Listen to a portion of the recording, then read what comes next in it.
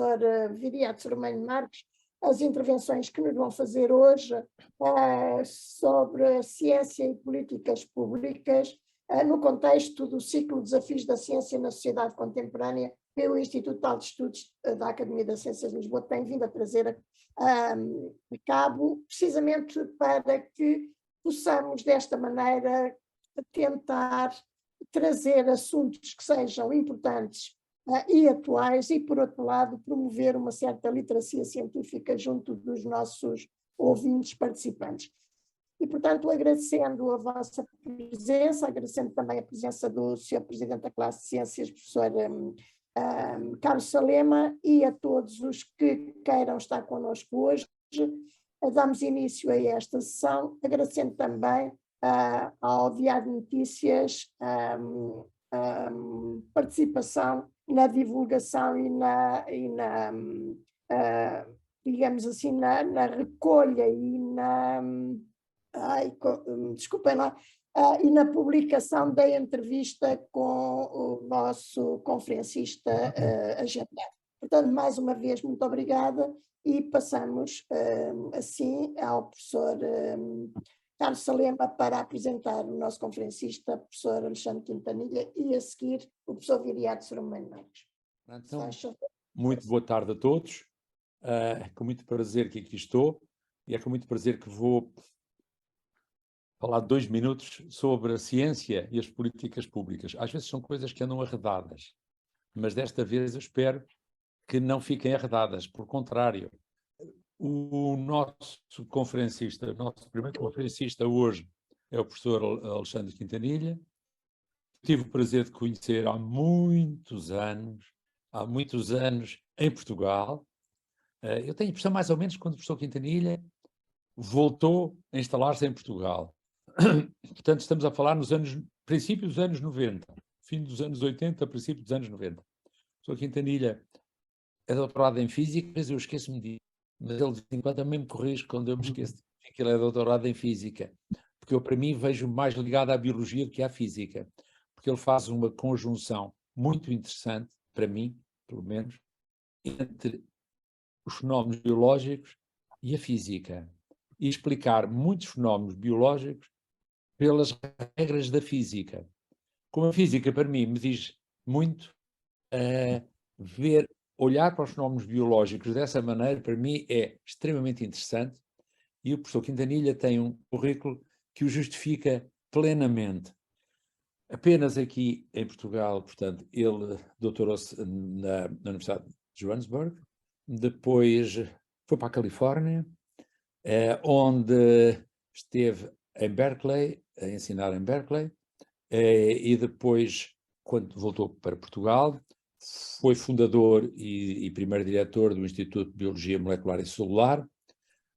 Julgo que é da Universidade do Porto, ainda é da Universidade do Porto, é seguramente do Porto, mas eu julgo que é da Universidade do Porto, e que tem desenvolvido uma atividade muitíssimo interessante nesse campo mesmo, na biologia molecular e celular. Algo que está um bocadinho longe do meu campo de ação, mas que é uma coisa que eu gosto muito de ouvir e de ler, e o professor Quintanilha, vão ver, que é capaz de os manter presos durante o tempo todo que eu vou alocar e não vou tentar interrompê-lo nunca, porque sei que não é preciso, ele sabe olhar para o relógio. O professor Viriato Sormanho Marques é de uma área completamente diferente, é um filósofo, professor catedrático da Universidade de Lisboa, e um homem muito ligado às questões do ambiente, ligado à Fundação Mar Azul e a outras mais que eu já me esqueci o nome, mas tenho seguido com muito interesse a sua maneira de olhar para o ambiente. Antes de começar, falámos na chuva, que parece que, por os vistos, hoje não foi ao norte, ficou cá pelo sul, mas a chuva é apenas um dos fatores, para mim, muito importante, do ambiente, um dos muitos fatores do ambiente. De maneira que vamos ter o prazer de ouvir também a palavra do professor Viriato Sormanho Marques e um bocadinho, talvez, tentando comentar na maneira quinta de entender a apresentação do professor Alexandre Quintanilha. Pronto, a minha atividade está resumida e identificada. Dou a palavra ao professor Quintanilha. Alexandre Quintanilha, devia ter dito o nome todo, desculpa. Muito obrigado, muito boa tarde a todos. Primeiro quero agradecer o convite para esta discussão, que eu gostava que fosse mais na forma de interação com as pessoas que estão presentes. E, portanto, eu também espero não usar os 45 minutos, acho que não é necessário, e dizer que é com muito gosto que estou convosco, porque este assunto, a questão de como é que se constroem políticas públicas que sejam robustas, é um assunto que me tem interessado quase toda a minha vida. Eu gostava de começar com duas premissas. E eu gostava de que isto ficasse muito claro, porque elas não são, para mim, nem tudo aquilo que eu vou dizer, muito simples. A primeira é a necessidade de fortalecer as democracias, num tempo em que elas estão muito frágeis por esse mundo fora. Acho que nós temos um dever cada vez maior de fortalecer a democracia. E a segunda premissa é que devemos fazer isso através de políticas baseadas no conhecimento. Baseadas no conhecimento mais robusto que existe e que é sempre insuficiente, não é? Quer dizer, uma das grandes características do conhecimento é precisamente que ele evolui. E eu gostava de, à medida que vamos discutindo, apresentar algumas histórias de sucesso e alguns desastres para nós percebermos efetivamente aquilo que tem acontecido. E eu gostava de fazer o segundo ponto, que é o seguinte: nós hoje sabemos, a grande maioria das pessoas que têm um certo nível de literacia, que os desafios que enfrentamos nos mais diferentes domínios são desafios complexos. E o que é que eu quero dizer com a ideia de que são complexos? Primeiro, tem um número muito grande de variáveis. E a ciência tem dificuldade em lidar com muitas variáveis. E, portanto, a fortalecer aquilo que nos é trazido com tantas variáveis, normalmente não é fácil, não é simples, e às vezes pode ser confuso. O segundo aspecto é que a grande maioria dos problemas associados com estes desafios exigem especializações aprofundadas. Quer dizer, as pessoas têm que saber muito sobre química, biologia, matemática, sociologia. As pessoas têm que ter um conhecimento aprofundado sobre determinadas matérias, o que também torna aquilo que é também essencial difícil, que é o diálogo entre estes diferentes domínios. Não é fácil, porque as pessoas não usam a mesma linguagem. Aliás, às vezes os especialistas até gostam de usar uma linguagem que os torna um bocadinho opacos para mostrar o seu conhecimento, e isso não ajuda no diálogo. Há muita gente que gosta de transmitir um pouco aquela ideia de que isto é, se calhar, ainda mais complexo do que podia ser. E isto o que faz é que faz com que seja relativamente fácil que nós estejamos a produzir hoje em dia cada vez mais aquilo que eu chamaria de tecnocratas autistas. Pessoas que sabem muito sobre um determinado assunto, mas que não têm grande capacidade para perceber os outros assuntos. O conhecimento, como eu também já tive a ocasião de dizer várias vezes, e passo o tempo a dizer, porque é um bocado repetido, é que o conhecimento leva tempo, leva muito tempo. O conhecimento e também tem uma certa alergia àquilo que são as certezas absolutas. As certezas absolutas só vêm, em geral, da fé. A gente acredita ou não acredita e portanto, as certezas absolutas não são suspeitas na grande maioria das áreas do conhecimento. Não é? E também, por outro lado, quando nós queremos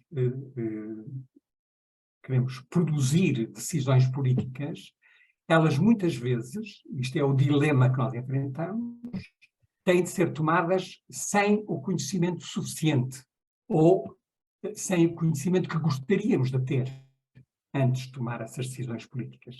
Porque isso permanecem muitas vezes muitas dúvidas sobre as questões. E isto é verdade na área da saúde, é verdade na área do clima, é verdade na área do ambiente, é verdade na área da sociologia, em muitas outras áreas. É claro que ouvir os especialistas é fundamental, porque é neles que está algum do conhecimento mais robusto que nós temos. Mas integrar essa informação e perceber os impactos não é menos importante e é mais complicado, é mais difícil de o fazer. Eu gostava só de relembrar três grandes pensadores. O primeiro é o Francis Bacon, que há mais de 4 séculos disse que knowledge is power, portanto, o conhecimento é poder. O Bertrand Russell, uma frase muito simples e que, aliás, é por ser poder, fascina e que assusta ao mesmo tempo, é por isso mesmo. O Bertrand Russell que disse, já há mais de 70 anos, que the whole problem with the world is that fools and fanatics are always so certain of themselves and wiser people so full of doubts. Isto também é verdade. É uma verdade daquelas de La Palice, mas que já foi dita há mais de 70 anos atrás. E, finalmente, a Maxine Greene, que diz: knowledge, like democracies, is always in the making, forever incomplete, founded in possibilities. E eu acho que estas 3 frases de pessoas que eu respeito permeiam tudo aquilo que eu vou dizer nestes minutos que se vão seguir. E eu começaria agora, depois desta breve introdução, dizendo o seguinte: para aqueles que, como eu, nasceram logo a seguir ao pós-guerra, eu nasci em agosto de 45, os primeiros 40 anos da minha vida e da vida daqueles que nasceram nesse período, são 40 anos de um crescimento extraordinário. Quer dizer, a população em 40 anos duplicou, mas, por exemplo, a produção de comida triplicou. Não havia razão nenhuma para haver fome. Ela era mal distribuída. O consumo de água também triplicou, porque muito dela é usado para a produção da comida. O consumo de energia quadruplicou nesse período. A produção de lixo aumentou 3 ou 4 vezes, também no processo, e a publicidade aumentou 6 vezes.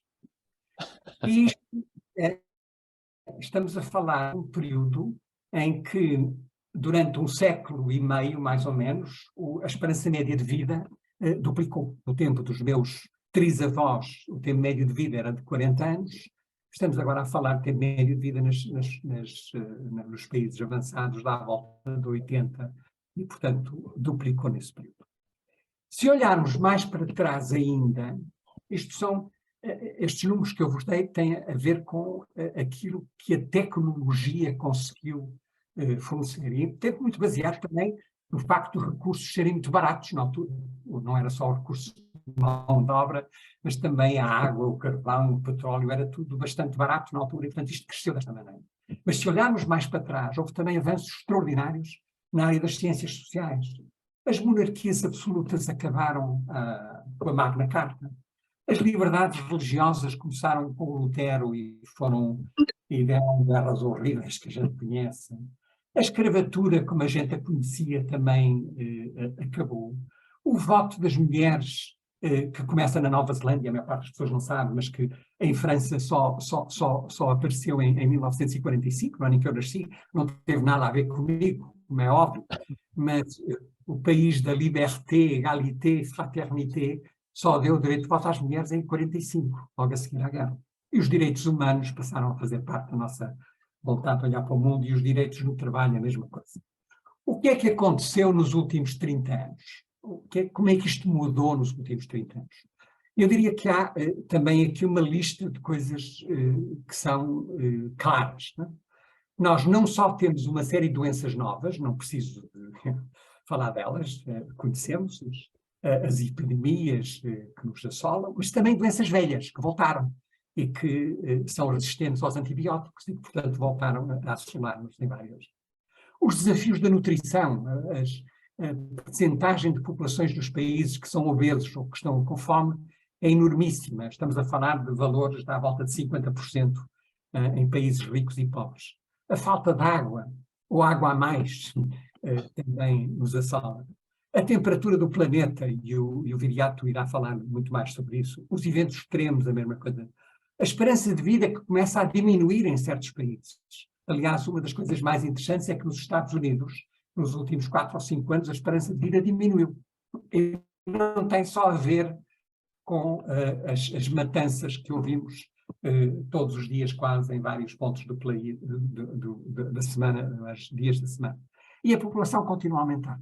Nós aumentamos 70 milhões por ano, apesar de ser mais lento do que era há 40 anos atrás. Hoje somos 8 mil milhões no planeta e tudo indica que talvez consigamos chegar até aos 10,5 mil milhões, não chegamos até aos 11 mil milhões. Para além disso, há uma série de outros eventos que estão a acontecer à volta disto, também nos assolam todos os dias. As instabilidades dos mercados, a gente não sabe o que é que vai acontecer amanhã ou para a semana. A insegurança laboral, que também existe em muitos sítios. As desigualdades que estão a aumentar um pouco por esse mundo fora.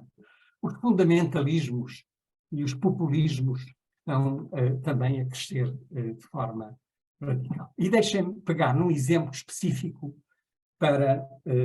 eu tirei este exemplo de um relatório que a Salomé deve conhecer muito bem, que é um relatório, o Policy Report 34 do EASAC, e que tem muito a ver com a questão da inter-relação entre várias variáveis. Não é? Por exemplo, o tipo de energia e as alterações no tipo de energia que nós utilizamos, obviamente que vão ter efeito sobre as alterações climáticas.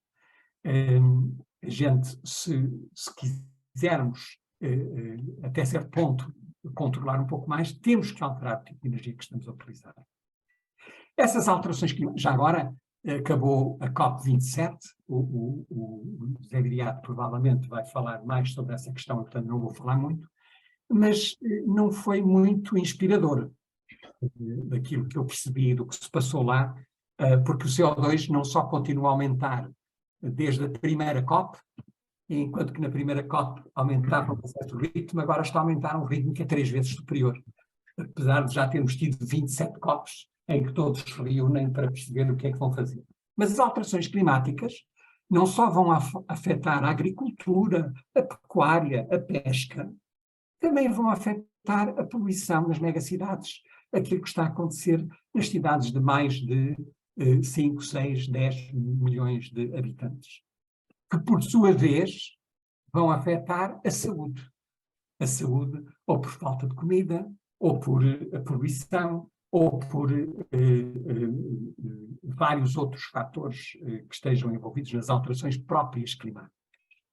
Que, por sua vez, vão também aumentar as desigualdades no planeta, que, por sua vez, vão ter efeitos sobre conflitos armados e migrações, que já estamos a ver todos os dias, as questões relacionadas com isso. E que está a levar a uma ideia que que começa com o senhor dos cabelos cor de laranja da cabeça branca, e que é a ideia de que estou eu primeiro sou eu, primeiro é os Estados Unidos, e portanto, mas isto está a acontecer um pouco por todo o lado, me first, e os outros que se amanhem, que esta ideia do eu primeiro que também faz nascer os tais populismos e autocracias que nós conhecemos. Como é que nós podemos avançar?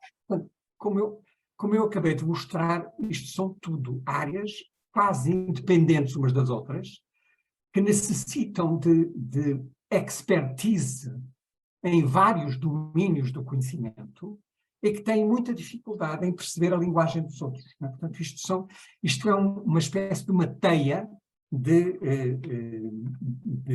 variáveis, todas interdependentes, mas que, tocando numa, pode fazer com que as outras todas sejam alteradas. E como é que nós avançamos em termos de políticas a implementar quando temos este tipo de desafios?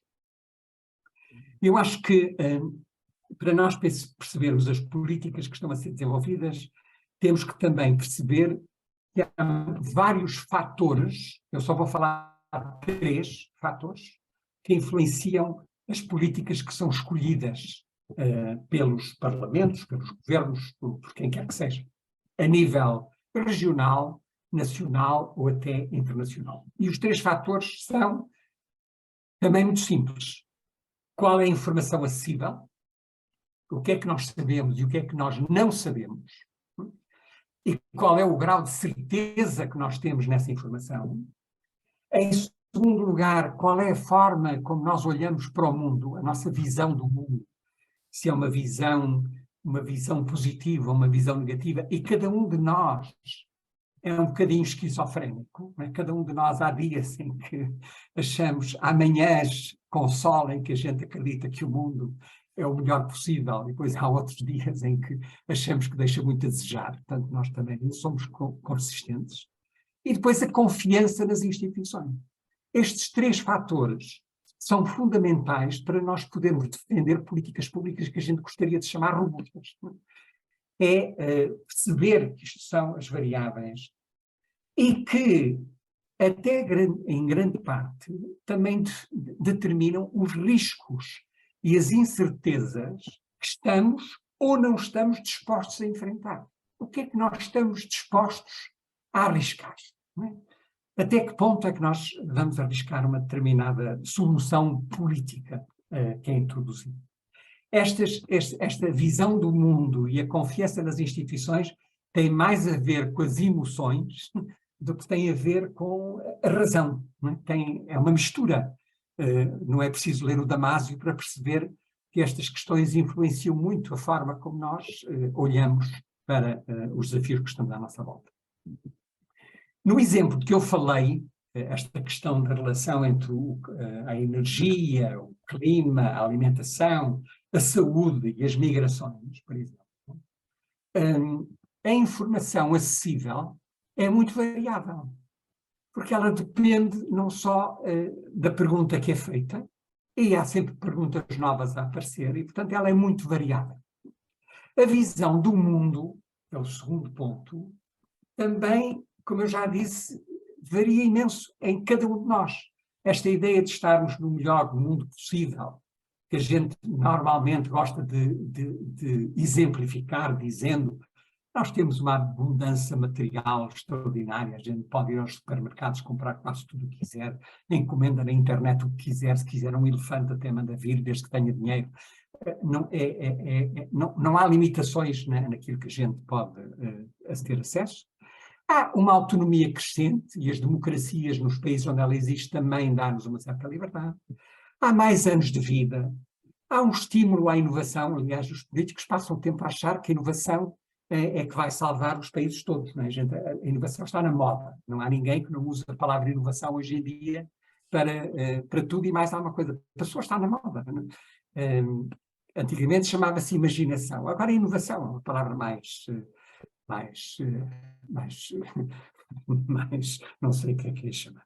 E também acham que arriscar vale a pena. Portanto, as pessoas que estão no melhor mundo possível olham para o mundo desta maneira. Os que estão no mundo que deixa muito a desejar olham para o mundo de uma forma que não é errada. Eles não estão errados. As iniquidades estão a aumentar, a violação de direitos também está a aumentar por todo lado, a menor qualidade de vida é efetiva, mesmo no nosso mundo da democracia. a competição muitas vezes é quase selvagem, e arriscar há quem ache que é um bocadinho perigoso. Não é? Portanto, estas duas visões, não é uma certa e a outra errada, elas ambas têm fundamento. A gente pode ir buscar exemplos, eu já vou dar alguns para ilustrar exatamente isto que eu acabei de dizer. Portanto, estas duas visões não é uns que estão certos e outros que estão errados. São duas visões que têm fundamento. E já vamos ver os fundamentos para estas visões. Finalmente, o terceiro ponto, que é a confiança nas instituições, como vocês sabem, leva anos a construir. E é muito frágil. A confiança é das coisas mais frágeis que existem, né? E das coisas que leva mais tempo a construir, exatamente como o conhecimento. Ela depende, por exemplo, se a solução é imposta, se alguém nos impõe qualquer coisa, temos mais dificuldade em aceitar do que se for voluntária. Isto é uma verdade lá para isso, se quiserem. Se os benefícios são ou não são equitativos, também é outra história. Não é? Quer dizer, a gente, se eu beneficio muito e aquele ali ao lado não beneficia, também não vai aceitar essa política pública com a mesma facilidade. Se os níveis de risco que estamos, e quais são os níveis de risco que estamos dispostos a enfrentar? Quais são aqueles que queremos enfrentar? E agora, só dando alguns exemplos destas duas visões, eu peguei em 3 áreas, a energia, a alimentação e a saúde. Não é? Na visão robusta, as pessoas que acham que o mundo é o melhor possível, quando tentam ilustrar a visão robusta, falam nos imensos avanços nos transportes, nas comunicações, no conforto que a gente tem, na alimentação, falam do facto que nós hoje em dia desenvolvemos inseticidas, fertilizantes, a agricultura cresceu de uma forma dramática no processo. Há quem ache que os OGMs é uma das grandes evoluções na área da agricultura e da alimentação. E na saúde, coisas muito simples, o saneamento, as vacinas, os antibióticos, a bioengenharia. Os que acham que aqueles que têm uma visão robusta do mundo, estes são os exemplos que eles gostam de nos dar, para nos convencerem que têm razão. Os que acham que estão numa visão frágil falam de outras questões que também são reais, não é? As alterações climáticas, em termos de energia, a poluição, as radiações. Na alimentação falam do problema da obesidade e da fome, falam da contaminação de muitos dos alimentos que nós comemos, e volta e meia há escândalos enormes sobre essa contaminação. Falam também dos OGMs, acham que é coisa pior que nós inventamos. E na saúde falam da resistência aos antibióticos, falam nas novas e velhas doenças, falam nos desafios do envelhecimento, que nós todos conhecemos muito bem. E agora, portanto, o que eu tentei fazer até aqui foi mostrar pessoas que têm visões diferentes do mundo em que vivem, não têm uma visão mais correta do que os outros. São visões perfeitamente legítimas daqueles que vivem à nossa volta e que olham para o mundo de formas diferentes. O que é que nós muitas vezes ouvimos os investigadores dizer? Eu tenho mais 2 ou 3 páginas e eu gostava aqui de focalizar este ponto, porque eu acho que este é um ponto muito importante. Nós ouvimos muitas vezes os investigadores dizer aqueles que têm dúvidas, não é porque não conhecem os dados, não conhecem os factos. Não sabem, não têm conhecimento, não têm informação suficiente sobre aquilo que está a passar. E, se lhes dermos mais dados, conseguimos convencê-los. Não há nada de mais errado. Isto é totalmente errado. Esta ideia de que aqueles que não estão de acordo connosco vamos convencê-los dando-nos mais dados é absolutamente uma utopia. Não existe. Essas pessoas que não têm dúvidas sobre muita coisa, ao sentirem pressão, isto é uma psicologia barata, não é muito sofisticada, ao sentirem pressão para mudarem as suas convicções, agarram-se tenazmente à evidência que suporta a sua visão do mundo e ignoram ou desvalorizam ou contestam os factos contrários. Isto é universal. Não há nada, não estou a dizer nada de novo. É a tal história, se a gente quiser impingir uma coisa pela garganta abaixo de alguém, essa pessoa vai resistir e vai questionar, usando argumentos que não são fictícios no processo. Não é? E não devemos ficar admirados de, frequentemente, quanto mais poderosa for uma nova tecnologia, maior é o receio que tem de dar poder aos que controlam essa tecnologia. E há vários exemplos sobre isso. O nuclear, a genética, o metaverso, digamos, são tecnologias de tal maneira poderosas que abriram um mundo novo que nós conhecemos, que é precisamente por serem muito poderosas que fascinam e que assustam. E muitas dessas pessoas têm receio de que usam a expressão "we are beginning to play God". Andamos a brincar aos deuses. Estamos a entrar num mundo perigoso e we are playing God. E que estamos a alterar demasiado a natureza.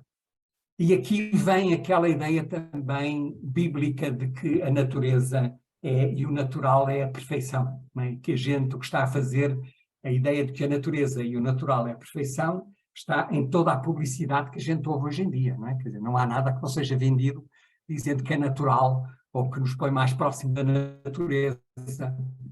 E as pessoas esquecem-se que a natureza está-se absolutamente marimbando para os seres humanos.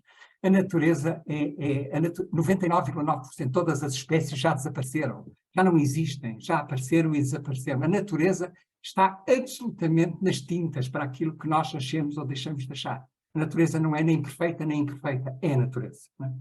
E o que nós fizemos à natureza durante estes milénios em que cá estamos, a questão do movimento de espécies entre continentes, o facto de que o oxigênio, os ultravioletas, a radiação, é natural e são perigosos, e a gente sabe isso. Né? Portanto, a literatura vai buscar, e a filosofia, e a pintura e o cinema, vai buscar alguns destes conceitos de nós estarmos a playing God, ou a afastar-nos da natureza, para criarem as utopias e as distopias que nós conhecemos e que têm já permeado toda a nossa civilização. Eu agora gostava de terminar com alguns exemplos de sucesso e de insucesso e de desastres, porque eu acho que nós temos muitos exemplos de sucessos em vários domínios e vale a pena falar deles. No ambiente, por exemplo. Há uns anos atrás, há 30 anos atrás, o grande dilema do ambiente eram as chuvas ácidas. Hoje em dia já quase ninguém ouve falar das chuvas ácidas. Elas não desapareceram, mas já em grande parte foram controladas. Uns anos depois era o buraco do ozono. E nós também já quase que não ouvimos falar do buraco do ozono. Ele ainda lá está, mas é mais pequenino e a gente sabe como é que pode controlar. Depois havia o chumbo nas tintas e na gasolina, não sei se vocês se lembram, era um grande debate sobre esta questão, e hoje também já não é um debate. O mercúrio e o cádmio no oceano do Japão, que contaminava a alimentação dos japoneses, também já foi resolvido. Temos outros exemplos negativos. Temos o exemplo do DDT, que foi retirado, mas que salvou milhões de pessoas na altura em que existiu. Temos o grande desastre do Bhopal, temos Chernobyl, temos o smog em Londres, que também já desapareceu e agora está em Beijing.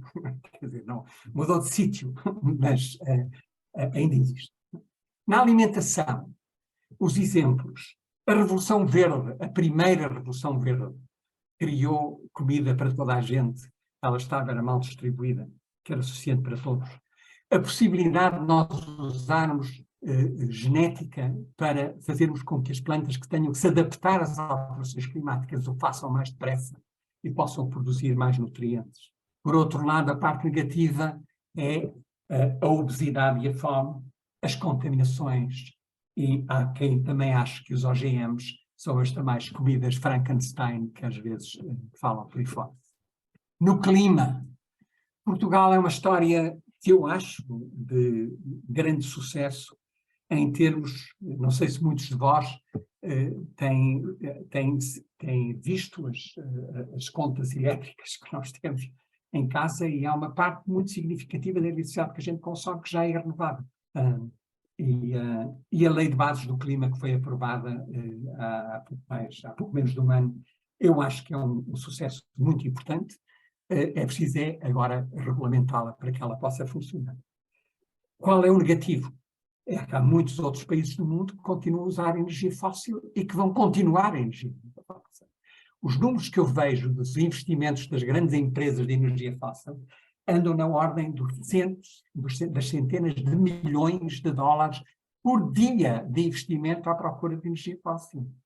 Centenas de milhões de dólares por dia. É uma coisa espantosa.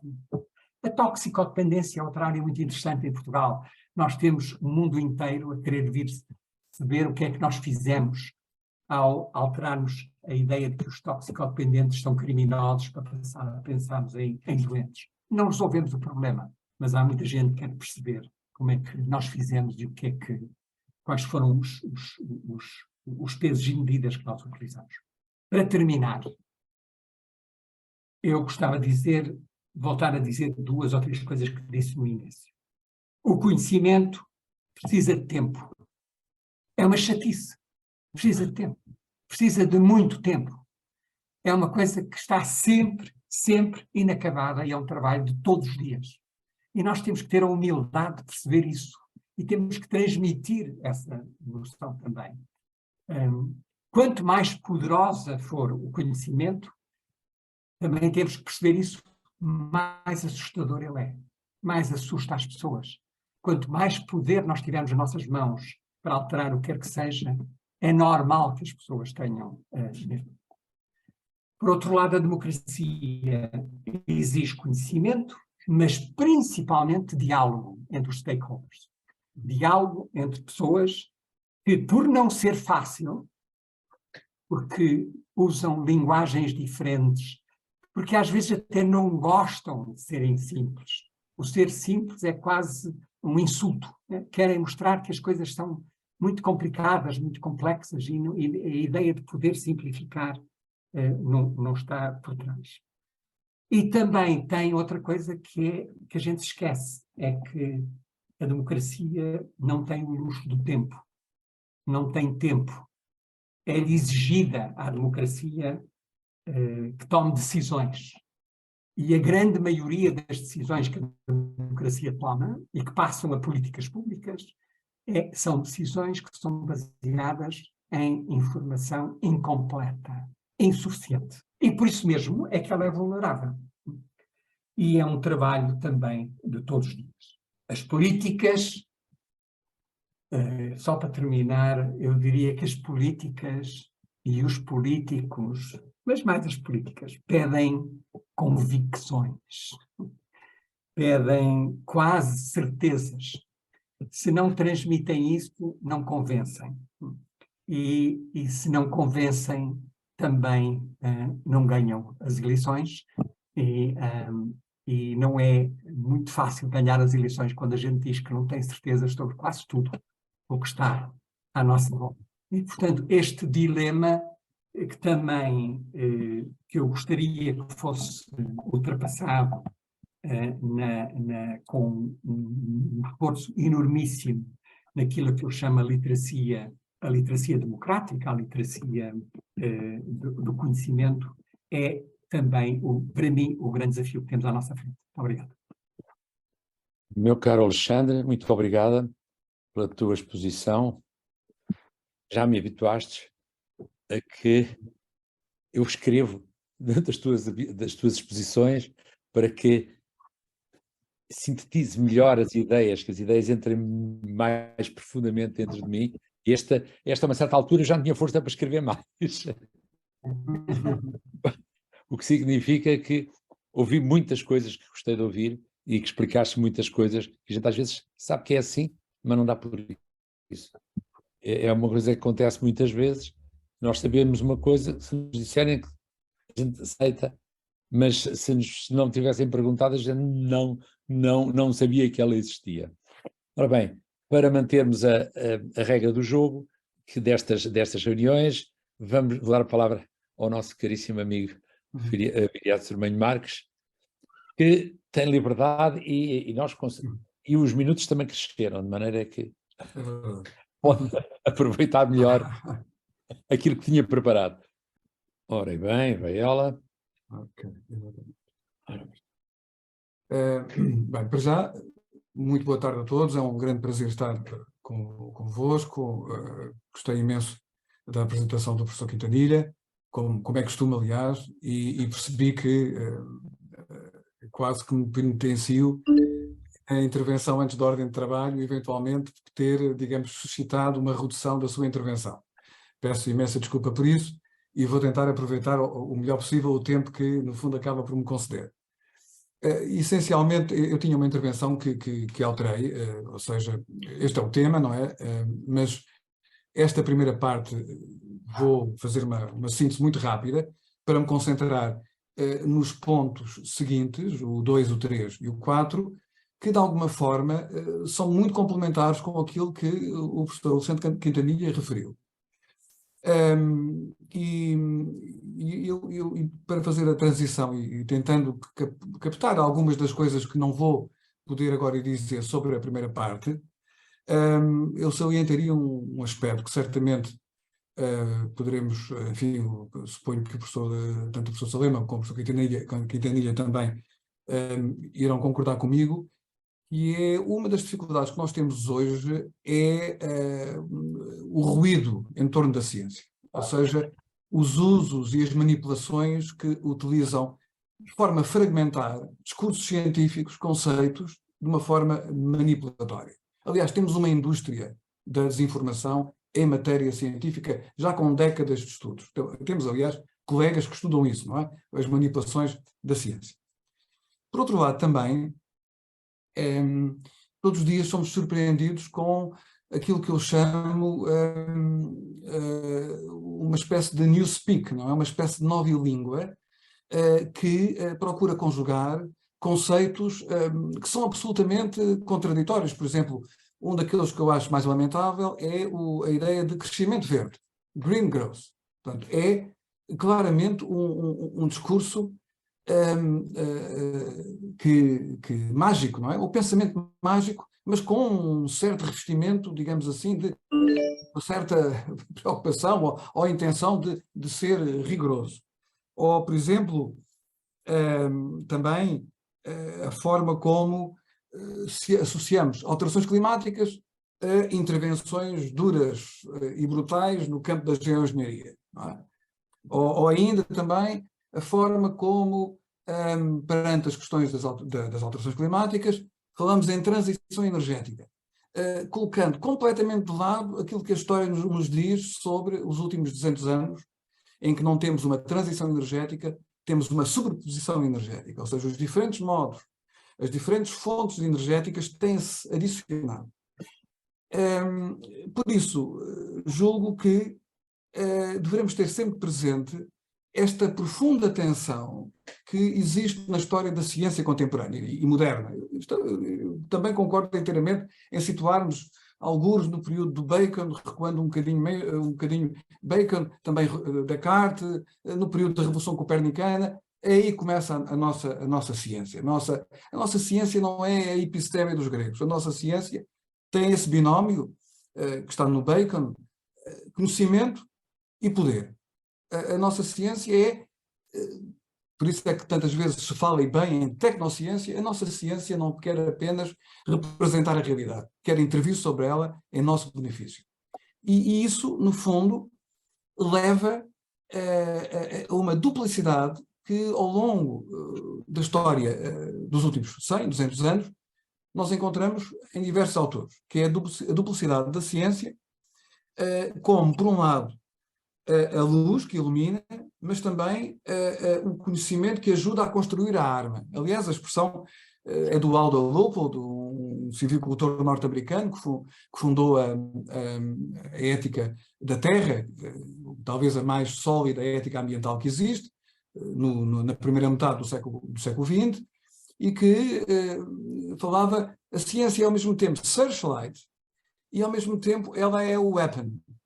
Mas, por exemplo, muito mais recuado no tempo, em 1855, o Eugène Husard, que é uma figura um pouco misteriosa, que publicou uma obra muito interessante em 1855, na altura da Grande Exposição de Paris.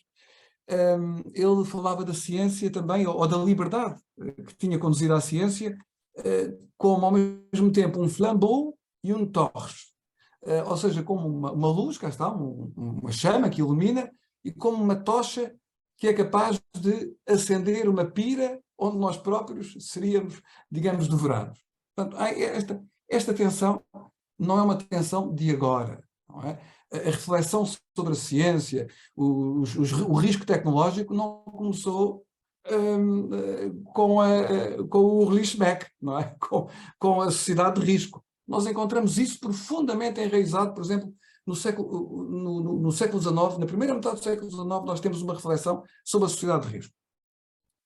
Mas, não falando então em detalhe sobre este tema, eu iria referir aquilo que me parece mais importante. O que me parece mais importante é tentarmos identificar quais são as características fundamentais do conhecimento científico que nós necessitamos para podermos fundar as políticas públicas.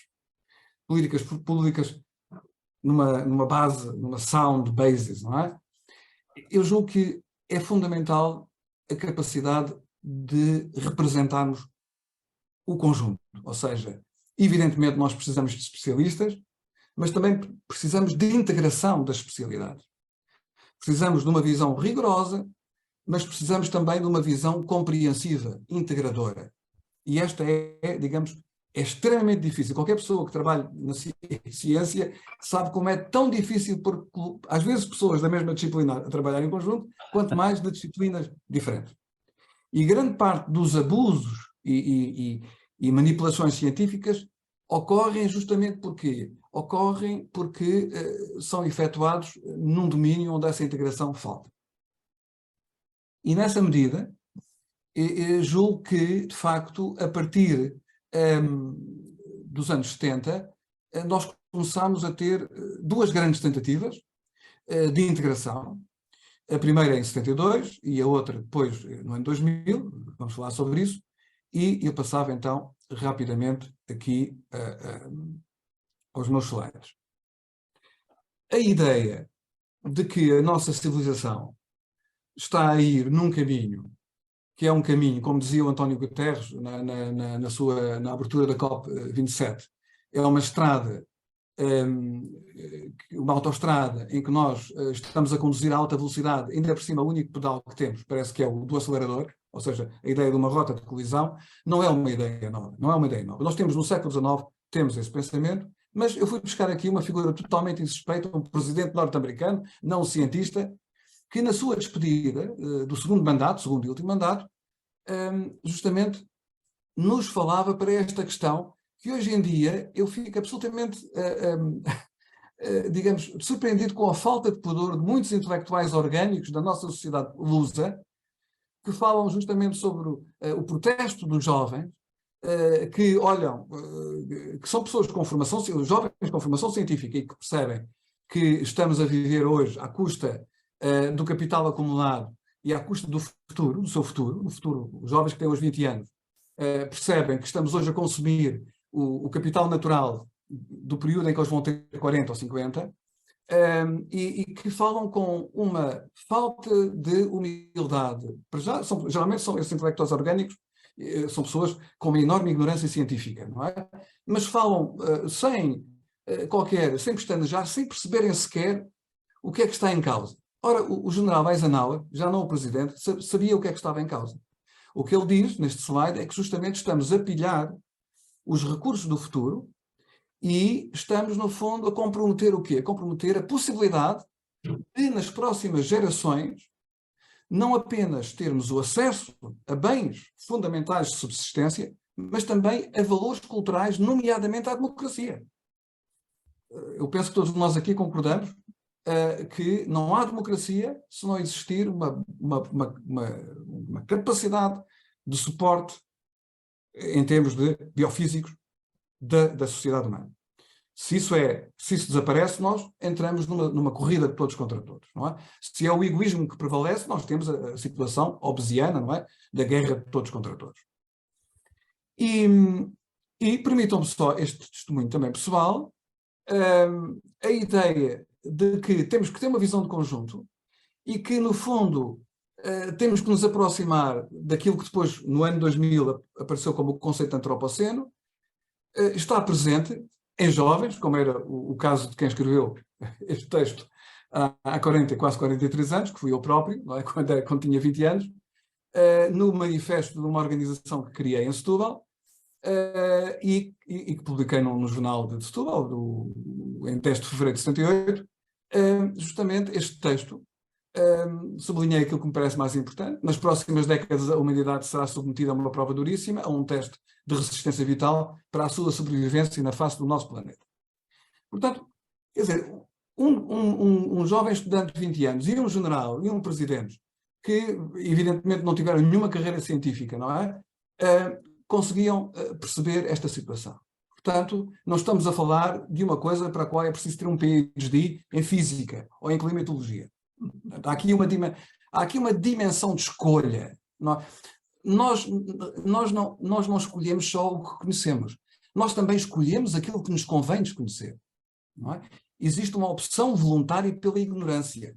Não é? E eu penso que as pessoas na minha faculdade, para minha vergonha, não é? O diretor da minha faculdade chamou a polícia para expulsar os estudantes. Isto é uma coisa absolutamente inadmissível, não é?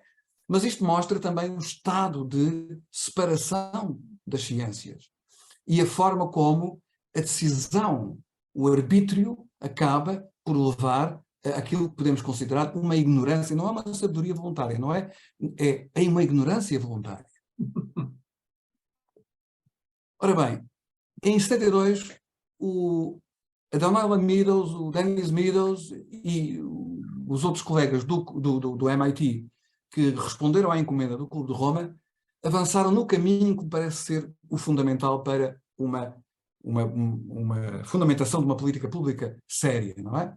E articulada, que é tentar perceber o chão que pisamos. É um documento extraordinário, ainda hoje leio muitas vezes e releio muitas vezes os Limits to Growth.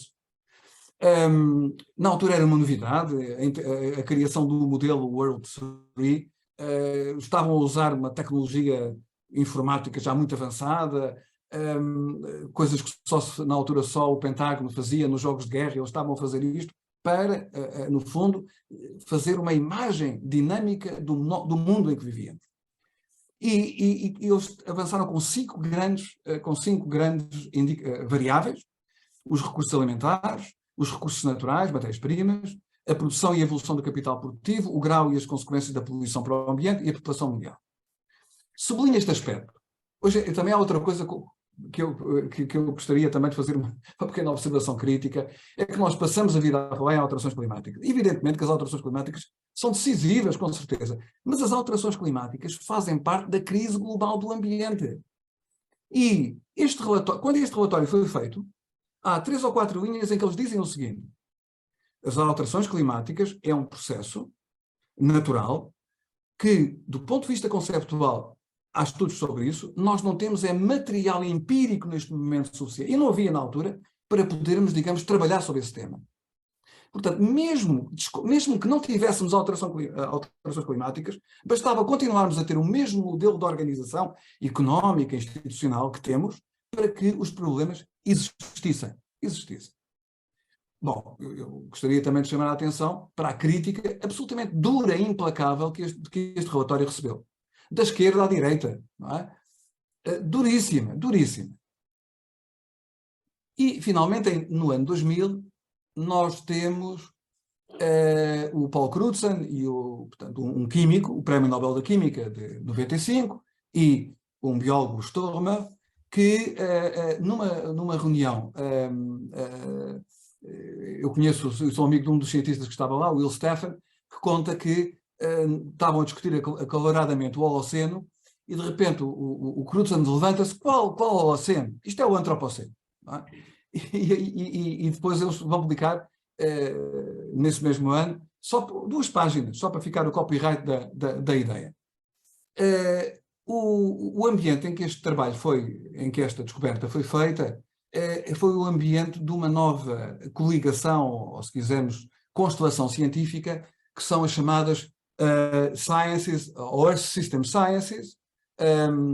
Eu gosto de usar no plural, alguns autores usam no singular, Earth System Science, e que é uma verdadeira coligação de ciências, onde também estão as ciências sociais e humanas, e eu próprio como filósofo também tenho alguma colaboração com colegas de outras áreas, e justamente o esforço de tentarmos, sem romper a disciplina da especialidade, tentar construir a ponte da integração e a ponte de uma visão mais integradora e mais holística também, não é?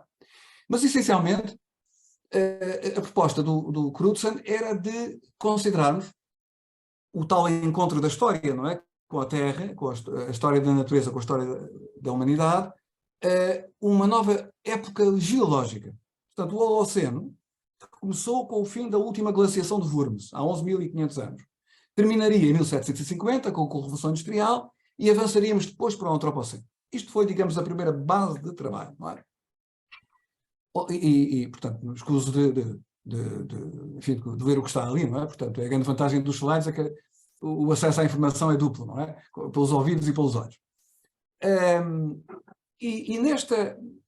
Um aspecto muito interessante é perceber que houve uma afinação neste conceito antropoceno, que está hoje em dia completamente espalhado.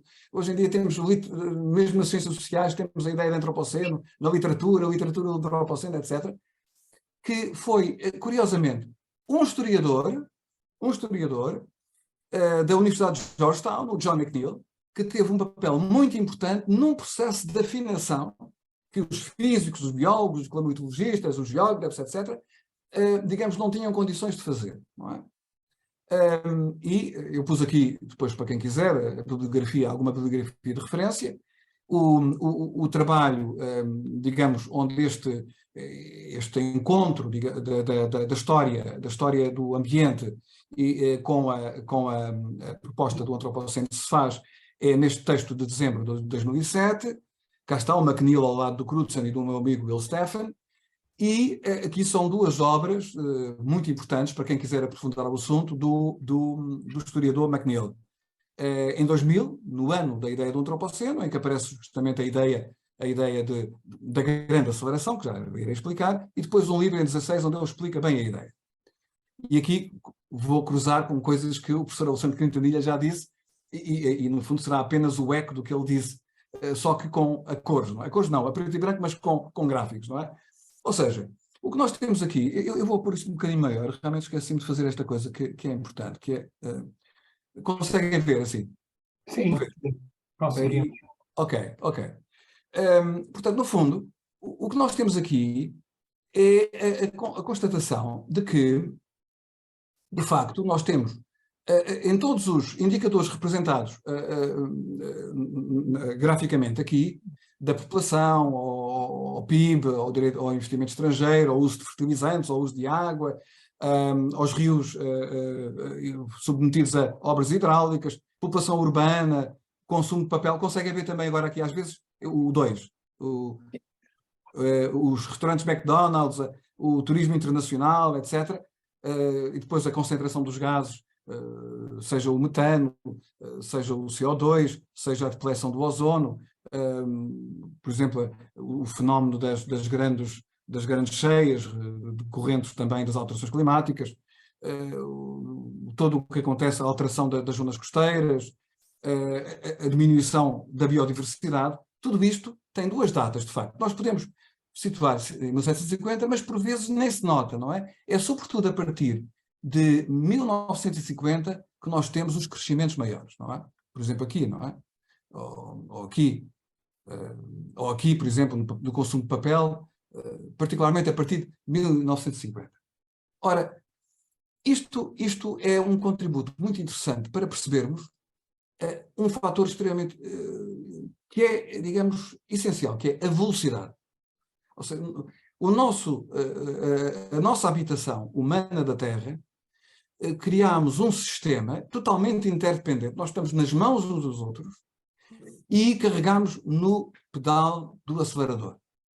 E, de facto, se quisermos impedir a colisão, nós temos que encontrar mecanismos de controle da velocidade, que passam nomeadamente por mecanismos de travagem e por mecanismos de colocar o volante, digamos, a poder fazer curvas, não é? E não seguir numa linha reta. E, de facto, é aqui que as alterações climáticas entram. Ou seja, as alterações climáticas são um indicador muito importante, porque aqui nós encontramos, de facto, o rosto da velocidade, da grande aceleração do que fala McNeill e que hoje em dia faz parte da proposta do Antropoceno. E há um aspecto importante. Como é que foi possível? Esta é uma pergunta que deixo talvez até para o debate. Como é que foi possível que, muitos anos depois do projeto Manhattan, a Big Science a surgir em força, milhares e milhões de dólares, milhares de cientistas, como é que foi possível que só em 58 um cientista com um projeto pós-doutoral, o Killing, não é? O Charles David Killing, tivesse com umas dezenas de milhares de dólares numa bolsa, feita a primeira medição rigorosa e construído o primeiro aparelho que media o CO2. Ou seja, nós tínhamos a ciência oficial, digamos assim, totalmente empenhada em aumentar as armas, aumentar a indústria química, aumentar o rendimento, ou seja, estava no mundo do mercado, não é? A ciência como fator de crescimento económico e de mercado dominava qualquer outra espécie de preocupação. O David Killing faz parte da ciência que é searchlight, da ciência que procura a verdade, que procura o cuidado, não é? E para termos ainda uma ideia mais precisa da aceleração, permitam-me mais uma vez esta referência de natureza pessoal. Eu nasci em dezembro de 57. Portanto, eu nasci justamente uns dias antes, ou uns meses antes do Killing ter medido o CO2, não é? Portanto, quando eu nasci, existiam 316 partes ppm vezes partes por milhão de volume de CO2 na atmosfera. Ok? Quando a Revolução Industrial começou, nós tínhamos 280 partes por milhão de volume de CO2. O que significa que em 208 anos nós tivemos uma subida de 36 partes por milhão de volume na atmosfera. Se quisermos, vemos o quê? Vemos que fazendo agora as contas no total e depois para os 64 anos, entre 1750 e o ano atual, de 2022, nós tivemos uma duplicação da concentração do CO2 na atmosfera, uma coisa que não tem paralelo nos últimos milhões de anos, não tem paralelo, e o equivalente a mais 142 partes por milhão de volume. Sendo que, isto foi em 272 anos, não é? Sendo que, em 64 anos, nós tivemos um aumento de 106 partes por milhão de volume. Portanto, quer dizer, dos 142, 106 aumentaram no tempo de uma vida incompleta. Aí eu pessoa, não é? Isto dá-nos uma ideia que muitas dessas pessoas que falam, que dizem os jovens, são pessoas que não percebem nada disto, quer dizer, não é? Portanto, para isso é que há as academias das ciências, é para as pessoas serem capazes de serem chamadas à colação quando são ignorantes, não é? Portanto, e nós vemos isso na televisão, os opinion makers, não é? Que dizem coisas que são chocantes. Não, cientificamente são um absurdo. E são chocantes do ponto de vista da ética, da moral e dos bons costumes, não é? Digamos assim. Bom, eu não vou falar muito sobre isto, mas estamos a falar de uma coisa muito séria, não é? Muito séria, porque temos aqui o sistema Terra, nas suas diferentes digamos, divisões de subsistémicas, divisões que têm a ver com características específicas, estudadas pelas diferentes especialidades, e o que nós temos aqui é uma diferente resistência a limiares de aumento médio de temperatura. Por isso é que aquela questão de chegarmos a 2100 com 1,5 graus, 2, 3 ou 4, não é uma discussão menor, é uma discussão essencial. Porque o grande problema que existe, e que já estamos a ver, e deixa-me só acrescentar uma coisa. Até hoje a ciência pecou sempre por defeito. Todos os relatórios do painel intergovernamental, por exemplo, estão sempre atrasados em relação à realidade. A realidade está sempre pior do que a sua representação. Não é? E eu acho muito interessante, porque este slide já tem algum tempo, e já estamos a assistir, por exemplo, ao colapso do permafrost. Não é só do Ártico, do gelo de superfície, não é? No Ártico. Nós estamos a assistir já ao colapso do permafrost. O metano, desde 2010, o metano aumentou de uma forma brutal. Porquê? Não é um metano, digamos, que tenha a ver com a criação de gado ou com energia, também aumentou, ou com, no fundo, o gás natural, não é? É um metano que se liberta do permafrost, da decomposição do permafrost.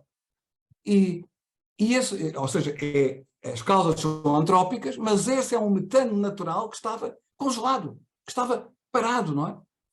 E, portanto, no fundo, nós corremos o risco do quê? De um processo de tipping points em cascata, não é? Portanto, de uma coisa que ficaria completamente fora de controle. Bom, isto é outra coisa, só 20 segundos, é uma proposta que eu tenho vindo a trabalhar desde 91, que é uma proposta de leitura, não é explicativa, é descritiva, tentar descrever o que é a crise ambiental. E por isso é que, eu pessoalmente, enfim, acho que as alterações climáticas são muito importantes, mas fazem parte desta estrutura muito mais complexa, e se não atuarmos nessa estrutura complexa, não conseguimos resolver o problema. Acelerando então, estas duas últimas partes são de facto mais curtas. No Antropoceno nós avançámos demos um passo na década passada, muito importante, que foi justamente com o projeto dos limites planetários. Sublinho esta ideia. Uma das questões que está em cima da mesa é a questão do limite. Não é? Portanto, esta é a questão. Em 72 já estava, não é? Em 72 os limites do crescimento colocavam uma questão, não é? E hoje em dia nós estamos a colocar os limites da capacidade de suporte do sistema Terra. É isso que está, de facto, em cima da mesa. Quais são os limites? Só que hoje em dia nós temos temos meios científicos, temos uma capacidade de processar a informação que é absolutamente estonteante, não é? Portanto, hoje a forma como nós conseguimos fazer representações, como nós podemos processar a informação que antes demorava anos, é extraordinário. E o que nós temos aqui também é, de facto, o resultado deste processo, deste projeto, também interdisciplinar e que envolve gente de muitos países e de vários centros de investigação, e que, mais uma vez, cá está, tal como o de 72, é uma tentativa de, a partir de variáveis fundamentais, criar uma imagem integradora. Temos aqui, então, os nove limites planetários identificados: alterações climáticas, taxa de perda de biodiversidade, ciclo do azoto, ciclo de fósforo, a depleção do ozônio estratosférico, acidificação oceânica, a utilização global de água doce, alteração do uso do sol, carga atmosférica de aerossóis, poluição química. Isto está em processo. Há agora uma nova categoria, um novo indicador, que são as novel entities, as novas entidades relacionadas nomeadamente com a questão do processo das nanopartículas, por exemplo, não é? Das nanotecnologias. E isto é o texto. E um aspecto importante, é um texto de uma entrevista do Will Stephan, que me parece muito importante, é que o clima, por isso é que, e concordo muito com o que o professor Quintanilha referiu, a lei portuguesa do clima tem, digamos ali, uma joia que talvez, enfim, ainda esteja por explorar, não é? Que é justamente quando se fala no clima como uma common heritage, como, no fundo, um património comum da humanidade, o que nós estamos também a dizer é que a humanidade deve ter responsabilidades, não é apenas os Estados, não é? Mas a humanidade deve ter, através dos Estados também, responsabilidades na gestão, na manutenção e na defesa do clima, mas também o próprio clima não é localizável geograficamente. o clima é uma propriedade emergente do funcionamento de todas estas dimensões, da criosfera, da biosfera, do oceano, da litosfera, tudo isso, digamos assim, numa articulação que não é redutível às soberanias, às fronteiras nacionais, tudo isso produz as condições de um equilíbrio sistemático, climático, perdão, aquele que tivemos durante o Holoceno e aquele que estamos agora a quebrar.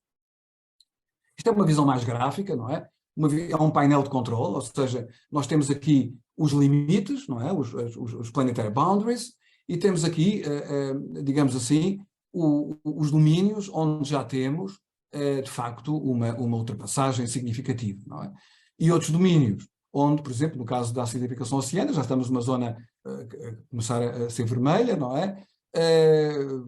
Por exemplo, no ozono estratosférico, como foi dito, com o protocolo de Montreal à Convenção de Viena de 85, conseguimos, de facto, um sucesso. Talvez em meados deste século já tenhamos o ozono estratosférico ao nível do que existia em 1940, não é? O nível natural, mas na biodiversidade, nas alterações climáticas, não é? Portanto, temos situações extremamente graves, não é? E finalmente, a última parte, rápida, eu diria o seguinte: mais uma vez, também no Antropoceno, nós temos a importância das ciências sociais e humanas, da economia, da sociologia, da história económica, não é? Portanto, é um aspecto muito importante. E aqui, estamos sempre a falar em inglês, aqui gostaria de falar em francês, não é? O Centro Nacional de Recherche Científica, o CNRS, tem, de facto, feito um trabalho dirigido por um jovem, um homem que deverá ter os seus, talvez tenha 50 anos já, o Jean-Baptiste Fressoso, que tem realmente trabalhado sobre o Antropoceno na perspectiva da tecnologia, da história da tecnologia e também da história social. Eu pus aqui duas obras de referência deles, uma de 13 e outra de 2020. E na visão do Fressoso e da sua equipa, ele tem uma equipa de investigadores no CNRS, eu destacaria estes aspectos, ou seja, destacaria a importância que ele faz no levantamento de literatura esquecida, escondida, não é? Sobre as preocupações ambientais, reflexões muito interessantes. Ele, por exemplo, reeditou o livro de 1855 do Eugène Uzard. O título é muito significativo, La fin du monde par la science. La fin du monde par la science. É um livro notável. Talvez, enfim, depois de me reformar, faça uma tradução e publico o livro em português. E depois também a forma como o Antropoceno é um conceito, digamos, é um conceito bandeira, não é? É um chapéu. Porque no Antropoceno, porque o Antropoceno pode dar a ideia de que, bom, é a humanidade no seu conjunto. Evidentemente que é a humanidade no seu conjunto, mas a humanidade está estratificada, não é? E nesse aspecto, por exemplo, podemos olhar para o período do Antropoceno, desde o início da Revolução Industrial, como sendo um teranoceno, ou seja, o crescimento do consumo energético é exponencial. Estamos a falar de um fator, multiplica por um fator, e eu, por acaso tinha há pouco aqui uma ficha, mas não a trouxe, está numa outra divisão. O capital oceano, o capital multiplicou-se entre 1800 e o ano 2000 por 140. Por exemplo, em 1980, quando a senhora Thatcher estava à frente da Grã-Bretanha, as emissões acumuladas de CO2 da Grã-Bretanha e dos Estados Unidos correspondiam a 50%. Portanto, podíamos falar que era o Anglo-Océano. Nessa altura, digamos que o conjunto dos países mais importantes falantes de inglês era, digamos, o principal responsável pela alteração da estrutura química da atmosfera. Depois, outro aspecto muito importante é justamente verificar a luta política que existe em torno das tecnologias. Um aspecto que eu desconhecia, e o Fressoso, devo ao Fressoso esse conhecimento, que, por exemplo, na Califórnia, até ao final do século XIX, nós tínhamos 6 milhões de moinhos eólicos, com bateria. Ou seja, a introdução de energia, nomeadamente elétrica, não é? A partir de centrais térmicas, é o resultado de campanhas políticas das grandes empresas no Congresso americano e, evidentemente, no Congresso Estadual também, não é? E depois também as soluções técnicas. Nós às vezes temos a ideia de que as soluções técnicas são feitas na base da qualidade, da eficiência, da melhoria. Nada mais afastado da realidade. Aliás, eu percebi isso há muitos anos, porque eu fui dos primeiros a comprar uma câmara e comprei o Beta, a Betamax, não é? Que era fantástica. E depois percebi que uma coisa medíocre chamada VHS ganhou o mercado. Portanto, não tem nada a ver com a bondade, tem a ver com o poder, não é? O poder, neste caso, do dinheiro. E é muito interessante, porque ele analisa, por exemplo, uma questão que é: porque é que a América escolheu o petróleo e não o carvão? E mostra, através de documentação, que há um debate político que chama a atenção para o facto de que os norte-americanos não queriam repetir nos Estados Unidos a situação da Grã-Bretanha, que de vez em quando ficava completamente parada quando os mineiros do carvão paravam. Eu recordo-me uma crise que o Churchill, quando estava no governo depois da Primeira Guerra Mundial, enfrentou, foi a greve dos mineiros do carvão. Com o petróleo não há sindicatos capazes de fazerem greves que parem o país. Portanto, terminando já, precisamos de políticas que sejam realistas, não é? A COP27 foi um total fracasso, não é? Porquê? Porque nós continuamos a pensar que se a Europa e os Estados Unidos, mais a Europa, os Estados Unidos estão noutro campeonato, não é? Enfim,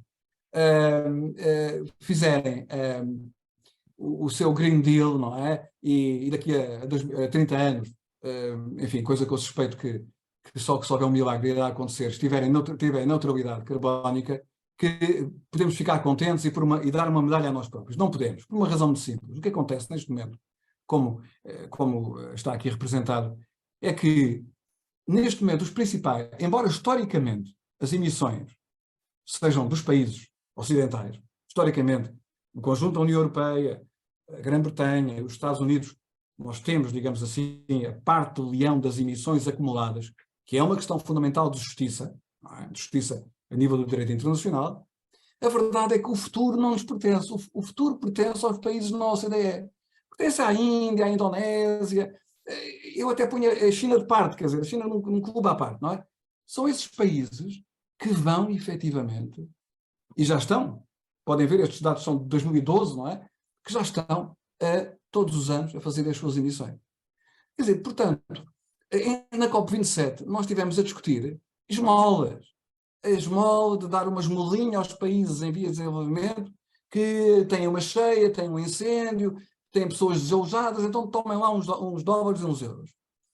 Nós estamos completamente fora da realidade.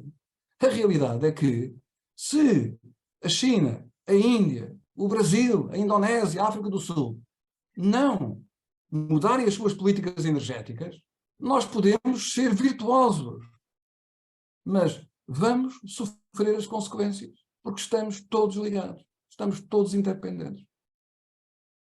Conclusão.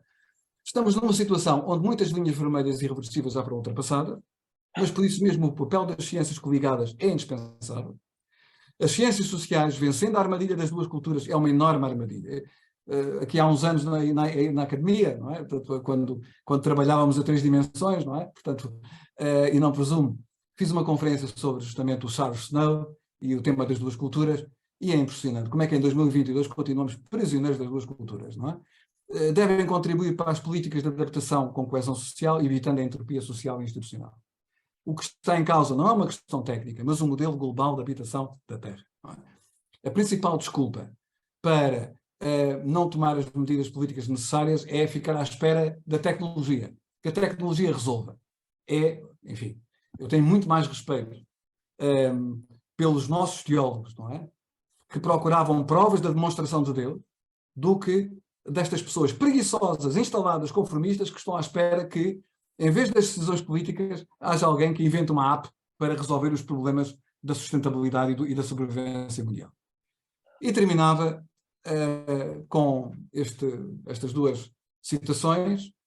Uma das provas de que o progresso não existe é que nós hoje, enfim, há muito tempo que não temos um presidente americano que fosse capaz de dizer uma coisa destas, não é? Portanto, nenhum presidente americano, nem o Obama, que foi uma enorme desilusão para qualquer pessoa que conheça um bocadinho da história americana e que goste dos Estados Unidos, foi o Obama, recordo-me sempre numa conferência da Dinamarca em 2010, um americano que lá estava, e eu tinha escrito um livro todo entusiasmado sobre a América, sobre o Obama, e ele disse-me assim: Viriato, sabes quem é o Obama? O Obama é um advogado de Chicago.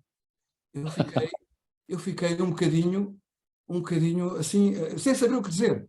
E depois percebi o que é que ele queria dizer.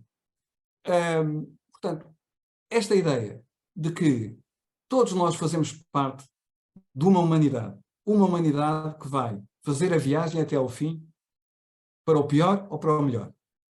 Ninguém pensa que existem santuários. Eu sei que na Nova Zelândia, neste momento, não há nenhum dos bilionários da Terra que não tenha lá a sua... Em Nova Iorque são as salas de pânico.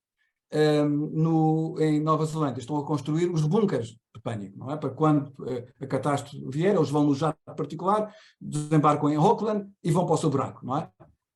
Mesmo esses buracos alguém vai chegar lá aos buracos, não é?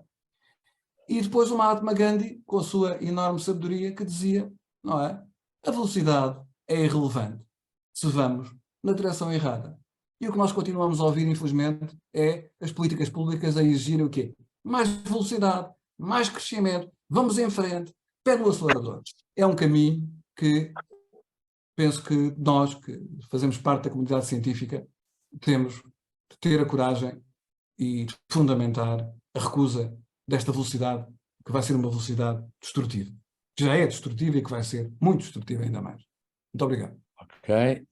Caríssimos, muito obrigado. Eu queria agradecer ao Zé Viriato e ao professor Alexandre Quintanilha as suas exposições, e agora temos o habitual nestas circunstâncias. Não temos muito tempo, mas temos algum. O tempo foi bem gerido pelos caríssimos palestrantes. É perguntar a quem gostasse de fazer perguntas, mas, por favor, não façam, digamos, mini apresentações. Façam-me perguntas. E se quiserem, digam se querem para um dos palestrantes, o professor Alexandre Quintanilha ou o professor José Viriato, qual é que querem, ou se querem ouvir os dois. Portanto, usem a técnica, pelo menos mais habitual, que é levantar a mão, ou levantar o braço, eletrónico ou físico. Já estou a ver um ali. Manuel Porto é o nome que eu tenho cá em baixo. Força. Professor Salema, veja o chat, se faz favor, tem várias... Veja o chat. Oi, desculpe lá. Tem toda a razão para me chamar a atenção. Veja, faz favor. Eu tinha o chat, mas o meu chat está cheio de coisas, mas não de... Tem umas questões. Tenho uma questão, mas uma questão que leva quase tanto tempo. Calma. É tão grande a questão, de maneira que eu não sei. Eu posso depois ler uma que consegui baixar. Essa tem que se tirar, tem que se baixar. Se me permitir, diz como restabelecer um vínculo de confiança entre os formuladores de políticas públicas que almejam apresentar ao público certezas e juízos e os cientistas que trabalham necessariamente com dúvidas, com variáveis e possibilidades. Esta é... Depois de um grande discurso, acho que esta seria a pergunta. Ok, então, pronto. Está formulada. Penso que essa é para os dois. Sei. Não é? Parece-me... Se calhar juntar várias perguntas. Juntar várias, exatamente. Juntar várias porque... Pronto, então, eu não tenho mais nenhuma aqui escrita. De maneira que se houver mais alguém que... Mas eu tive ali o Manuel Porto que levantou o braço. Exato. De maneira que... Tens é que ligar o microfone. Liguei. Já liguei. Ok, já está. Eu sou breve, enfim, não há das minhas áreas, mas fiquei mais para o professor José Sormelho Marcos. Fiquei com uma grande curiosidade de uma referência que ele fez a um livro sobre La fin du monde par la ciência. Eu pedi que em palavras muito breves, como é que é o fim do mundo pela ciência? Portanto, a pergunta concreta é esta e breve. Depois um pequeno comentário sobre o primeiro quadro que ele apresentou. Enfim, no dia 15, o mundo terá chegado aos 8 mil milhões de habitantes. Mas eu penso que, enfim, isso foi considerado, foi falado, tal. Agora, o que importa é analisar o que acontece em cada continente, que são casos completamente diferentes. Claro. O maior crescimento é na África, pobreza grande e tal. Na Europa, a diminuir. Portanto, consequências vai ter na geopolítica do mundo. Não sei se é tempo hoje para se falar sobre isto, mas não basta falar em chegar aos 8 mil milhões, é preciso dizer como é que são distribuídos os aumentos ou as diminuições no continente com problemas gravíssimos, especialmente para a Europa. Mas a melhor curiosidade é realmente saber qual é a lógica de um livro a dizer que la fin du monde par la science. Bem, Como é que é obrigado. possível? Portanto, sendo breve, naturalmente. Ora bem, eu estava a ver se havia mais aqui uma pergunta, mas não vejo mãos no ar, nem vejo coisas escritas aqui no chat, além das que já se foram faladas. Portanto, eu acho que agora vamos dar a resposta. Não há mais perguntas para já. Começamos por quem? Eu, para mim, só tenho uma pergunta. Eu acho que eu acho que estavas com vontade de falar, diz. Até para deixar... Não, faz sentido ser o professor Alexandre Quintanilha, não é? É uma pergunta, a pergunta de como é que a gente aumenta os níveis de confiança entre os políticos e os cientistas não tem uma solução fácil. Eu acho que eu acho que tem muito a ver com o facto de que as pessoas têm que construir uma relação e essa relação tem que ser construída de uma forma consistente e uma forma que possa ajudar a que as pessoas tenham curiosidade em saber o que é que o outro pensa, porque é que o outro pensa de uma determinada maneira. E se isso não acontecer, se a pessoa não tiver a curiosidade de perceber a forma como o outro representa o mundo em que vive e porquê, o diálogo é um diálogo de surdos. E, portanto, aquilo que eu disse é que isto leva muito tempo. E não é uma coisa que se constrói de um dia para o outro. As relações de confiança, para quem já teve vários namorados ou namoradas, ou que já teve vários maridos ou mulheres, sabe que a questão da confiança é uma questão muito, muito frágil. Leva muito tempo a construir e destrói-se em segundos. Portanto, é um processo de não desistirmos. É acreditar que é possível e, apesar de algumas frustrações, manter esse desejo desse diálogo continuar a existir. Vai depender de cada um de nós, não vai depender só dos políticos, vai também depender dos cientistas. Aquilo que eu, às vezes, a forma como nós vendemos, aquela ideia do poder das novas invenções, quanto mais poder tem, ou quanto mais nós dizemos que tem poder, mais impacto tem sobre a forma como as pessoas veem esse poder. Por exemplo, a sacralização do ADN, toda a gente fala da genética das instituições, fala do ADN disto e daquilo e daquilo. É uma coisa que está na moda. O ADN, se as pessoas percebessem que nós, no nosso corpo, só um terço das células que temos no nosso corpo é que são nossas, as outras células são bactérias e fungos e parasitas. Tínhamos uma ideia muito diferente daquilo que é o ADN do humano no processo. Eu limitava-me a dizer isto. Ok. Sr. Manho Marques, quer... Muito obrigado, Sr. Carlos Filema. Então, talvez começasse pela questão do Eugênio Zahar, não é? Portanto, o Eugênio Zahar é um advogado, portanto, ou seja, estamos a falar de uma pessoa que tinha formação científica, ou seja, tinha curiosidade científica, ele frequentou cursos em Paris, cursos técnicos, científico-técnicos em Paris. Ele viveu entre 1820 e 1890, portanto, viveu 70 anos, e deixou 2 livros escritos num período muito curto.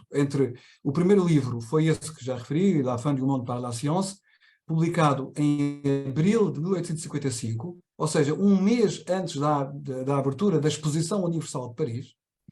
E depois, em 1857, ele publicou um segundo livro, intitulado L'Arbre de la Science, a Árvore da Ciência, E é muito curioso que foram 2 livros que tiveram grande sucesso, grande sucesso.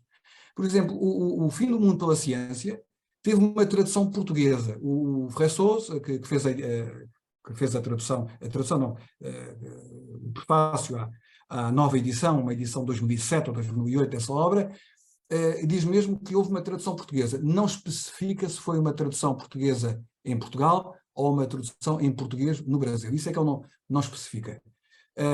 Como sabemos, o pensamento francês teve, nomeadamente o positivismo, teve uma enorme influência no pensamento e na cultura brasileiras, não é? Portanto, eu tenho a minha suspeita de que terá sido no Brasil. Eu já fiz pesquisas na internet, não consegui ainda apanhar isso. Mas, entrando na matéria, qual é o aspecto essencial? Ele faz uma combinação muito interessante entre, por um lado, o conhecimento científico, que não é de especialista, que era um homem culto, que frequentou lições, e ele mesmo conta que há uma experiência, uma espécie de revelação que ele teve, um momento de estrada de Damasco.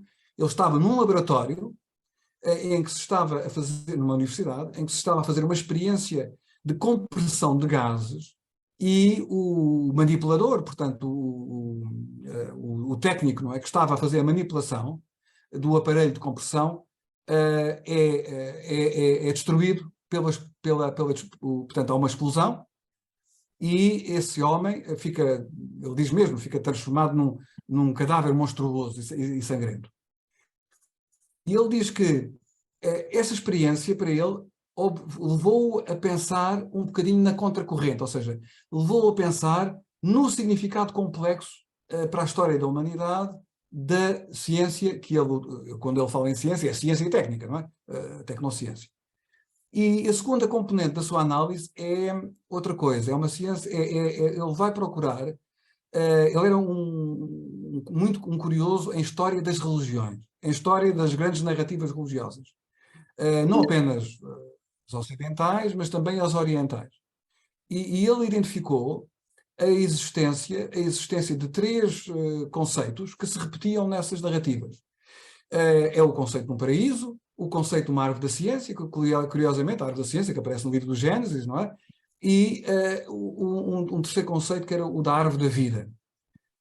E ele então vai desenvolver uma filosofia da história em que, cíclica, um bocadinho na linha daquilo que muitos anos depois será a filosofia da história do Oswald Spengler, que a história repete-se não no conteúdo, mas nos momentos, nas formas que constituem os ciclos, e ele no fundo estava convencido que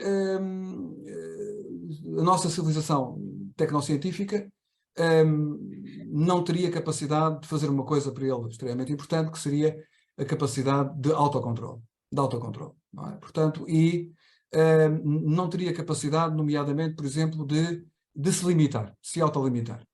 Ele, enfim, o século XIX era muito otimista, não é? Era muito otimista, e ele, apesar de tudo, de facto é uma pena, esse livro tem que ser traduzido, ele fala em medidas paliativas e medidas curativas. E diz o seguinte: em relação às medidas curativas, eu penso que não temos grande hipótese. Mas em relação às medidas paliativas, ele, no fundo, avançava com ideias que estão muito próximas do Saint-Simon, embora ele não fosse positivista, pelo contrário, estava próximo de algumas das ideias, que seria, no fundo, a ideia de criar uma componente epistémica do governo, portanto, de um governo global. Ou seja, não pode haver um governo na idade da técnica e da ciência, precisamos de um governo que tenha uma assembleia de sábios que possa, de certa forma, cá está, aconselhar as políticas públicas globais, não é? Mas eu percebi que ele não escreve o terceiro livro. Ele termina a Árvore da Ciência dizendo, bem, agora vou fazer o outro. E não fez. Eu penso que ele não deve ter conseguido, por uma questão de honestidade intelectual, avançar para a Árvore da Vida, porque estava convencido que era capaz de ser uma fantasia. Em relação à questão, para além daquilo que o professor Alexandre Quintanilha já referiu, eu talvez apenas acrescentasse o seguinte: é um debate muito difícil, muito difícil. Eu tenho uma experiência mais próxima nas alterações climáticas, na medida em que conheci alguns, nomeadamente cientistas, que aconselharam muito a Comissão Europeia no início do século, e que estiveram na origem do tal objetivo dos 2 graus, não é? Dos 2 graus, e isso causou uma enorme celeuma científica. Por exemplo, um cientista norte-americano, que é um dos pais, digamos, do estudo científico das alterações climáticas, um homem valente, também como cidadão, o James Hansen, que trabalhou na NASA, ele nunca concordou com essa questão dos 2 graus e dos 450 partes por milhão de volume. O professor Schellnhuber, o professor do PIC, enfim, uma pessoa que eu estimo muito e que também já tive a ocasião de colaborar com ele, o professor Schellnhuber. O professor Schellnhuber, de alguma forma, acabou por fazer um bocadinho, digamos, à vontade, não é? Aos políticos europeus, com os 2 graus e com os 450 ppm, não é? Mas, enfim, eu penso que volta àquilo que o professor Quintanilha disse, 2 coisas muito importantes. O tempo da ciência é completamente diferente do tempo da política, e os graus de incerteza que a política atual, não é? Suporta e os que a ciência exige são completamente diferentes, não é? Enfim, nós não temos, infelizmente, estamos em 2022 e não há nenhuma sociedade no mundo que tenha maturidade científica suficiente para ter conselheiros científicos que dizem só sabemos até aqui, e governantes que digam o seguinte: como não sabemos, vamos diminuir a expectativa que tínhamos para determinados projetos, porque não queremos depois pagar socialmente as consequências de realizarmos coisas que, em vez de serem boas, são terríveis. Não temos, não há, quer dizer, um político que defendesse as ideias que eu estou aqui a propor nunca seria eleito. Nem haveria perigo. É que nem haveria perigo de aquela coisa, não é? O político que vai com a mensagem certa, que é objeto de um atentado. Não, quer dizer, não. Porque nós, de facto, criámos uma cultura muito preguiçosa, uma cultura muito conformista, e portanto, é aqui que estamos e é aqui que temos que viver e que trabalhar, não é? Tem que trabalhar, com certeza. É um trabalho muito duro, não é? Infelizmente a realidade, eu estou convencido que a própria realidade, na sua dureza, vai ter um papel importante na pedagogia. Mas se não tivermos, do lado da ciência, pessoas com alguma intransigência, não é? Ou seja, a dizer, não sei, apenas posso dizer que a tendência é naquele sentido, mas dizer-vos se é, como agora se diz, nas COPs, que é uma coisa que eu acho incrível, não é? Que é, com as emissões que estão agora programadas, vamos ter em 2100 um aumento de 2,7 graus centígrados. Não é sério. Não é sério. Não é? Portanto, quer dizer, e eu fico muito chato, muito aborrecido, quando vejo pessoas que estão do meu lado a serem aldrabões, não é? Quer dizer, eu prefiro ter os aldrabões todos do outro lado, não é? Do que, e não ser sério por uma boa causa é o pior serviço que se pode fazer a uma causa. Porque começa a não parecer boa, não é? Ora bem, já começa a aproximar-se a hora do jantar, de maneira que eu vou deixar a última pergunta, para ver se houver alguma mais última pergunta, pode não haver. Eu continuo a não ver aqui mais nada no chat. Aqui, não sei. Agradecimentos aos palestrantes, mas não vi perguntas. De maneira que, não tendo ouvido perguntas, tenho que agradecer às pessoas que prepararam as suas apresentações, à professora Alexandre Quintanilha, por nos surpreender mais uma vez com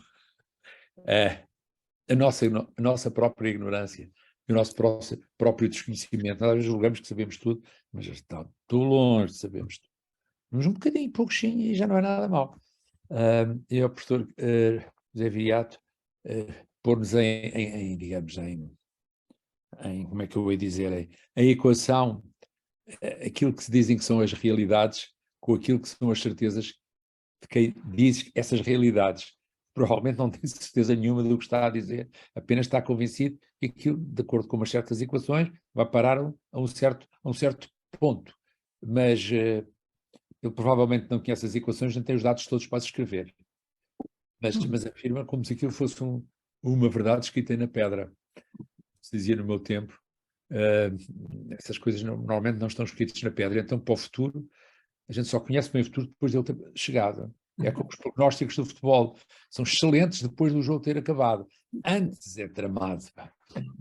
Ora bem, eu queria também agradecer à professora Maria Salomé da ideia destes debates com os nossos convidados, porque eu acho que são uma alternativa excelente para nós aprendermos e ouvirmos pessoas que não podemos ouvir todos os dias. Já agora aproveito e faço uma vez um bocadinho de publicidade. Para quem não sabe, aqui a maior parte das pessoas deve saber, mas há uma outra que não sabe. As sessões da Academia das Ciências são públicas. Ao contrário, as pessoas julgam que não são, que são sessões fechadas. Não são. São abertas, são públicas. Não só públicas para quem pode ir ou quer ir, como públicas para quem se quer ligar pelo Zoom ou, mais tarde, pelo YouTube, se não tiver tempo de ouvir ou de assistir à comunicação, à hora que ela se realiza, mas um dia ou dois depois. Portanto, mais uma vez, muito obrigada pela vossa presença, muito obrigada pelos palestrantes que nos elucidaram, pelo menos que me elucidaram a mim. Eu sobre os outros não tenho certezas, mas tenho esperança que tenho elucidado pelas caras que vi, que tenho elucidado. Muito obrigada pela vossa presença. São estas presenças que justificam estes atos. Se não houvesse ninguém, isto não se justificava. A presença é aquilo que justifica. E vocês ajudaram à presença. Muito obrigada mais uma vez. Então, Obrigado a todos. Ir para o jantar. Igualmente também. Para terminar, Caro Alexandre. quero agradecer novamente aos nossos dois conferencistas, o professor Alexandre Quintanilha e o professor Viriato Sermanho Marques, e testemunhar a minha gratidão por todo este conhecimento que nos trazem, este diálogo e esta procura, no fim de contas, de informação que a todos nós nos deixou seguramente muito mais ricos e muito mais realistas em relação a esta temática tão importante que hoje tínhamos connosco. E também agradecer àqueles que quiseram estar presentes e informar que no próximo dia 7 de dezembro continuaremos com a próxima sessão deste ciclo e a temática é ser profissional de ciência, as novas gerações de cientistas. Contamos com todos vós e, mais uma vez, muito obrigada aos dois por tudo aquilo que nos trouxeram, pela contribuição extraordinária que nos deram. Muito obrigada.